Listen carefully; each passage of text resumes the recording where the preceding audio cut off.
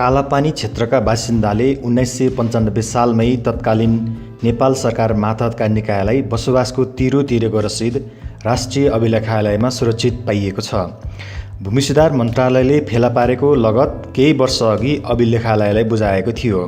खोजीका क्रममा 81 वर्ष पुरानो लगत आधारको रसिद प्राप्त भएको हो। राष्ट्रिय अभिलेखालयकी निर्देशक सौभाग्य प्रधानङ्गलाई उद्धृत गर्दै कान्तिपुरमा देवेन्द्र भट्टराई लेख्छन्, 1995 असार 19मा कालापानी क्षेत्रमा रहेका बासिन्दाले नेपाल सरकारका नाममा निश्चित अन्न वा पैसाको तिरो बुझाएको प्रमाण भेटिएको छ। त्यसमा हाल भारतीय पक्षबाट अतिक्रमित गुन्जी अर्थात् कुन्जीका बासिन्दाले पनि तिरो बुझाएको सूची देखिन्छ। तिरो प्रमाणमा हाल भारततर्फ पारिएका नाबी र कुटी गाउँका बासिन्दाको नाम समेत उल्लेख छ। उक्त तिरो सङ्कलन कर्णेल भुवन विक्रम राणाको नेतृत्वमा खटिएको टोलीले गरेको प्रमाण पनि फेला परेको छ। तिरो स्वरूप केही बासिन्दाले मानापाती अन्न र केहीले पैसा बुझाएको प्रमाण देखिन्छ। परराष्ट्रले सन् 1934मा बनाएको साझा सहमतिको लिपुधुरा सेती महाकाली नक्सा समेत अभिलेखालयमा सार्वजनिक नगरी राखिएको छ। हाल गुन्जीमा भारतीय सुरक्षा फौजको शिविर छ। गुन्जीबाट करिब 7 किलोमिटर उत्तरतर्फ कालापानी पर्छ, जहाँसम्मै भारतीय सुरक्षाकर्मीका क्याम्प छन्।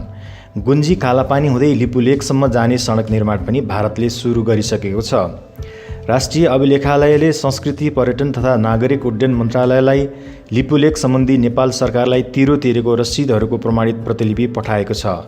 नाफी विभागका महानिर्देशक प्रकाश जोशीले 1995 सालको तिरो प्रमाण सम्बन्धी उक्त कागजात विभागमा समेत उपलब्ध रहेको र यस्ता प्रमाणहरूको सङ्कलनलाई आधार मानेर अबका द्विपक्षीय वार्तामा अघि बढ्न सकिने बताएका छन्।